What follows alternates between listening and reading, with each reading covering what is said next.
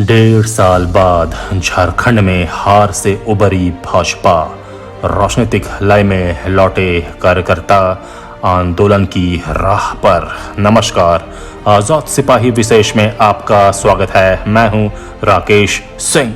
2019 के विधानसभा चुनाव के नतीजों के बाद झारखंड में सत्ता गंवाने वाली भाजपा के 3 उपचुनावों में मिली हार से और झटका लगा। बेरमो और दुमका के बाद पार्टी मधुपुर उपचुनाव भी हार गई। हार में मुख्य कारण ये भी रहा कि विधानसभा चुनाव में मिली हार के कारण भाजपा कार्यकर्ता टूट चुके थे, उनका मनोबल नीचे आ गया था। लेकिन हाल के दिनों में विपक्ष की भूमिका में पार्टी जिस प्रकार मुखर हुई है और आंदोलनों की श्रृंखला तैयार की है, उससे भाजपा कार्यकर्ताओं में उत्साह का संचार हुआ है। हालांकि भाजपा के आक्रामक रुख को भांपकर गठबंधन में शामिल झामुमो और कांग्रेस भी भाजपा के वार पर पलटवार करने का कोई मौका नहीं छोड़ रहे हैं। पिछले 2-3 महीने में झारखंड के राजनीतिक दलों में सक्रियता बढ़ी है और इन सब के बीच भाजपा का नया तेवर देखने को मिला है, जो किसी भी दल के लिए जरूरी होता है। विधानसभा चुनाव और बाद के उपचुनावों में मिली हार के बाद भाजपा के बदले आक्रामक तेवर पर नजर डालती दयानंद राय की रिपोर्ट। 23 दिसंबर 2019 को आए झारखंड विधानसभा चुनाव के नतीजों ने जहां सत्ता के पिच पर 5 सालों में जमी भाजपा सरकार की विदाई की जमीन तैयार कर दी, वहीं भाजपा को भी करारा झटका दिया। झटका इसलिए क्योंकि 65+ के नारे के साथ चुनाव लड़ने वाली भाजपा 25 सीटों पर सिमट गई थी। इसके बाद बेरमो और दुमका सीट पर हुए उपचुनाव तथा बाद में मधुपुर सीट पर हुए उपचुनाव में भी पार्टी को हार का मुंह देखना पड़ा। पर हार की इस पीड़ा से पार्टी अब उबर चुकी है। प्रदेश अध्यक्ष दीपक प्रकाश की अगुवाई में पार्टी गठबंधन सरकार पर हमला बोलने का कोई मौका नहीं छोड़ रहा है। 29 दिसंबर 2019 को हेमंत सरकार के सत्ता में आने के साथ ही भाजपा ने जैसे विपक्ष में अपनी भूमिका का ब्लूप्रिंट तैयार कर लिया था।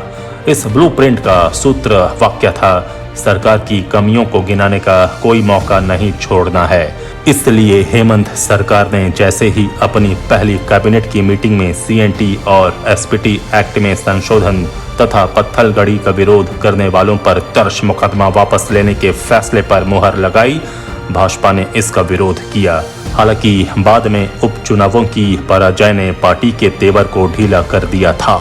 इसके बाद हेमंत सरकार के 1 साल पूरे होने पर भाजपा ने रिपोर्ट कार्ड जारी कर सरकार को घेरा। भाजपा ने कहा कि सत्ता में आने से पहले हेमंत सरकार ने 5 लाख नई नौकरियां देने का वादा किया था। इसके अलावा सरकार ने बेरोजगारों को भत्ता देने, पारा शिक्षकों को स्थायी करने तथा किसानों की ऋण माफी का वादा किया था, जो पूरा नहीं हुआ। इन मुद्दों पर भाजपा के मुखर होने का असर यह हुआ कि बेरोजगारों को बेरोजगारी भत्ता देने की दिशा में सरकार ने कदम बढ़ाए, वहीं नौकरियों के लिए भी प्रक्रिया शुरू की। कोरोना महामारी की पहली लहर में भाजपा ने सरकार पर यह कहते हुए हमला किया कि राज्य मशीनरी कोरोना पर विजय पाने में पूरी तरह सक्रिय नहीं रही। वहीं ये भी कहा कि राज्य सरकार को केंद्र सरकार से स्वास्थ्य मद में 200 करोड़ रुपए मिले, जिसका सही इस्तेमाल नहीं हुआ। हालांकि सरकार की ओर से इस आरोप को खारिज किया गया और कहा गया कि जो पैसा झारखंड सरकार को केंद्र से मिला, वो कोरोना महामारी से निपटने में ही खर्च हुआ। कोरोना की दूसरी लहर में जब मुख्यमंत्री हेमंत सोरेन ने मंत्रियों के साथ चर्चा के बाद एक बयान में कहा कि राज्य में अब किसी को कफन खरीदने की जरूरत नहीं होगी, सभी को मुफ्त कफन दिया जाएगा। इसके बाद भाजपा ने इसे मुद्दा बना लिया। 2021 में जब कोरोना की दूसरी लहर थोड़ी कमजोर पड़ी, भाजपा ने सशक्त विपक्ष के आक्रामक तेवर का रुख अख्तियार कर लिया। पार्टी सरकार के हर फैसले को कटघरे में खड़ा करती रही। हालांकि भाजपा के इस हमलावर रुख का सत्ताधारी गठबंधन ने भी बखूबी जवाब दिया, लेकिन उसे पता चल गया कि अब उसके फैसले विपक्ष की निगाहों की कसौटी पर कसे जा रहे हैं, इसलिए वो भी सतर्क हो गया। इसी का परिणाम है कि सरकार अब हर कदम सोच समझकर उठा रही है और जनता के प्रति पहले से ज़्यादा जवाबदेह हुई है। वो चाहे नौकरी पर अपने वादे को याद करने का सवाल हो या स्वास्थ्य मशीनरी को चुस्त दुरुस्त करने का हेमंत सरकार परिपक्व सरकार की भूमिका में नजर आ रही है। प्रदेश भाजपा ने रूपा तिर्की केस में भी गठबंधन सरकार के सामने मुश्किलें खड़ी की। पार्टी ने इस मामले में राज्यपाल से मुलाकात से लेकर बयानों के तीर तक छोड़े। भाजपा इस मामले की सीबीआई जांच को लेकर मुखर रही। जब बाबूलाल मरांडी ने बयान दिया कि दारोगा रूपा तिर्की मामले की सीबीआई जांच हो, स्थानीय पुलिस पर किसी को भरोसा नहीं है। बाद में सरकार ने न्यायिक आयोग के जरिए इसकी जांच कराने का फैसला लिया और जांच शुरू भी हो गई है। रूपा तिर्की मामले के बाद प्रदेश भाजपा ने रणनीति के तहत खुद को किसान हितैषी बताते हुए 18 जून को खेतों में उतरकर प्रदर्शन किया। इस बार पार्टी ने किसानों के धान की कीमत के बकाये का मुद्दा उठाया। ये आंदोलन पूरे राज्य में किया गया और हर स्तर के नेता खेतों में उतरे।